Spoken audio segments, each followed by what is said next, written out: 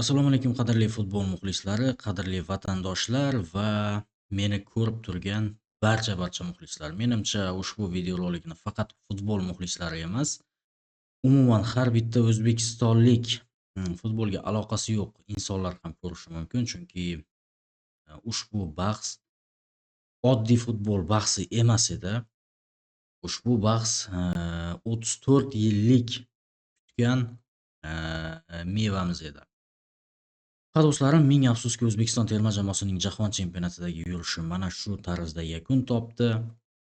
Boshqacha bo'lishi mumkin ham emas edi menimcha, chunki baliq boshidan sasiydi deganlaridek, murabbiylar shtabi musobaqa boshlanishidan oldinoq mana shunday narsani bizga ta'kidlashni boshlagan edi. Ya'ni O'zbekiston terma jamoasidan ko'p narsa kutmang, biz baribir hech narsaga erisha olmaymiz deya O'zbekiston terma jamoasi bosh murabbiyi Fabio Cannavaro ta'kidlab o'tgan edi. Futbolchilarimiz ham albatta murabbiylar shtabining ushbu gaplaridan kelib chiqib, o'zlarini ruhan tayyorlab borishgan edi.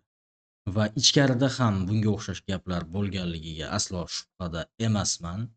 Chunki matbuot anjumani vaqtida futbol muxlislariga va O'zbekiston xalqiga bunday ma'lumotlarni, bunday fikrlarni gapirgan futbol mutaxassisi ichkarida kiyim almashtirish xonasida 100% futbolchilarga bu narsani uqtirgan. Qadrli o'zbekistonliklar, sizlar 34 yil deganda ushbu joyga yetib keldingiz, lekin menga farqi yo'q. Chunki men Italiya kechirasizlar, chunki men italiyalikman va sizlarning orzuyingizga, futbolingizga tupurib qo'yaman. Mening vazifam 4 million yevro maoshimni olish va juftakni rostlash. Sizlarning taqdiringiz esa menga qiziq emas deganligiga aslo shubha qilmayman. Endi o'yinga keladigan bo'lsak, ushbu o'yinda hech bo'lmasam ochko olishga umid qilgandik va bunga juda ham yaqin kelgandik. Garchi ushbu ochkolar bizni keyingi bosqichga, play-off bahslariga olib chiqmasligini bilsak-da, chunki bizga tarixiy natija sifatida hech bo'lmasam 2026-yilgi jahon chempionatida ochko olgan edik deya o'zimizni o'zimiz ovutishimiz uchun. Keyingi bosqichga chiqishimiz uchun esa bizga 9 ta gol kerak edi. Ya'ni o'z darvozamizdan gol o'tkazmagan tarzda. Lekin bizga 1 ochko ham, 3 ochko ham o'yinchoq bo'la olar edi. Hammasi yaxshi ketayotgan edi penaltigacha. 10-daqiqadayoq hisobni ochdik. Tezkor Eldor Shomurodov hisobni ochdi. Keyin 17-daqiqada gol o'tkazib yubordik. Bu gol inobatga olinmadi albatta. Bu esa adolatli tarzda va qonun qoida bo'yicha edi. Keyin esa 68-daqiqada Manchester City himoyachisi darvozamizga penalti olib keldi. Abduqodir Husanov. Penalti esa gol bilan yakunlandi. Keyin esa aslida kim ovchi, kim o'lja ekanligini bilib oldik. Ikkinchi golga e'tibor bering. Ikkinchi golga. Shunchaki qoyil. Bu yerda himoyachimiz bilmadim nimani reja qildi. Menimcha bu yerda himoyachimiz darvozabon to'pni egallab oladi degan xayolda to'pga teginmadi yoki uning jismoniy holati juda ham yomon edi, to'pga teginishga uning kuchi yetmadi. Ikkinchi gol alamli tarzda ikkinchi golni o'tkazib yubordik. 2-1. Lekin shunda ham umid bor edi, terma jamoamiz hisobni tenglashtirishi mumkin edi. Hattoki hakam mana o'zbeklar hisobni tenglashtirib olinglar deya 8 daqiqa ham qo'shib berdi. Lekin qo'shib berilgan daqiqalarda nima bo'ldi? Yoan Vissa darvozamizga shunchaki shedevr golni mixlab qo'ydi. Va yana bir bor ta'kidlab o'taman, ushbu goldan keyin kim o'lja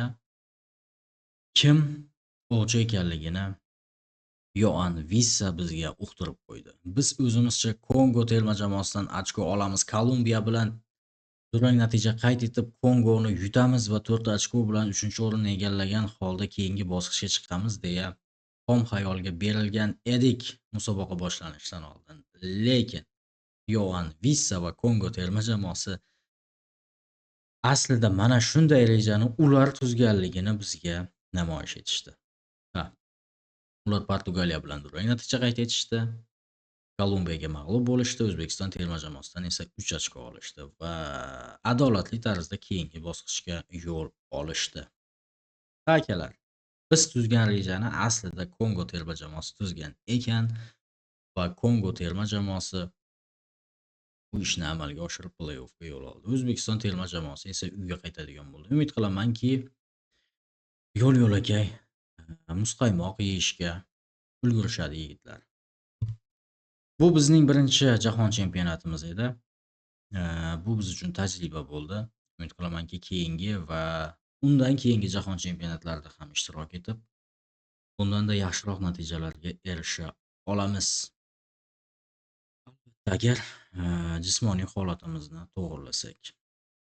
Bizda jismoniy va ruhiy jihatdan kamchiliklar borligi yaqqol ko'zga tashlandi. Bu faqatgina ruhiy muammo emas. Kechirasizlar, bu faqat jismoniy muammo emas. Jismoniy va ruhiy. Ruhiy muammo katta ekanligi aynan Kongo terma jamoasiga qarshi birinchi golni o'tkazib yuborganimizdan keyin ko'zga tashlandi. Birinchi golni o'tkazib yubordik penaltidan. Shundan keyin jamoa o'yinni tashlab yubordi. Bunga sabab esa menimcha Fabio Cannavaroning kiyim almashtirish xonasidagi ko'rsatmalari. Yigitlar, biz O'rta Osiyodan jahon chempionatiga chiqqan ilk terma jamoamiz. Biz juda ham katta yutuqqa erishdik. Endi Kongoga ham, Portugaliyaga ham, Kolumbiyaga ham yutqazib bersak, shu holda ham O'zbekistonga boshimiz ko'tarilgan holda qaytishga haqqimiz bor deya yigitlarning miyasiga yaxshilab quygan. Chunki umuman bunaqangi musobaqalarda maydonga chiqib kelish vaqtida madhiyamizni tinglaganimizda ham ruhiy holatimiz ko'klarga uchishi kerak. Agar murabbiyning mana shunaqangi gaplari bo'lmasa. Lekin ming afsuski, futbolchilar jahon chempionatiga kelish vaqtida ham menimcha shu murabbiylarning psixologik darslaridan so'ng kelib maydonga tushib bersak bo'ldi degan narsa bilan kelishgan. Chunki futbolchilarning Kongoning birinchi golidan keyin Kongodan o'tkazib yuborilgan birinchi golidan keyin ruhiy holatini boshqacha so'z bilan ta'riflab bo'lmaydi. Akalar, har qanday holatda ham yigitlarga rahmat aytib qolamiz va murabbiylar almashtirilgan paytdagi futbol mutaxassislarining fikrlarining to'g'ri ekanligiga yana bir bor amin bo'ldik. Fabio Cannavaroning terma jamoamizga kelganligi bu xato edi. Ruhiy jihatdan juda katta xato. Bizga ruhiyat bera olmadi, bizni ruhan qo'llab-quvvatlay olmadi, ayniqsa yigitlarimizdan. Nima ham derdik, vaqtni orqaga qaytarib bo'lmaydi. Shu natija bilan ham faxrlansak arziydi. Jahon chempionatiga chiqdik. O'rta Osiyodan eng birinchi jahon chempionatiga chiqqan jamoamiz. Umuman Esengi davlatlarida jahon chempionatiga chiqqan yagona jamoamiz. 2026-yilgi jahon chempionatida. O'rta Osiyoda esa tarixda. Mana shunday omadsiz musobaqani yakunlagan bo'lsak-da, yigitlarga rahmat aytib qolamiz. 2 ta gol urib berishdi bizga. 2 ta golimiz bor. Kolumbiyaga bitta urdik, Kongoga bitta. Lekin to'plar nisbati ham 2 ga 11. 11 ta gol o'tkazib yuborib, 2 marta gol urdik. Rahmat yigitlar. Mana shu joygacha kelganingiz uchun. Sizlarda ayb yo'q. Ayb murabbiylar shtabida va noto'g'ri ruhshunoslarda. Muammo aynan mana shunda edi. Jismoniy holatni-ku to'g'rilasa bo'lardi, lekin ruhiy holatni bu juda qiyin masala. Keyingi musobaqalarda va keyingi o'yinlarda terma jamoamizga omadlar tilaymiz. Har qanday holatda ham Olg'a O'zbekiston deb qolamiz. Sog' bo'ling, salomat.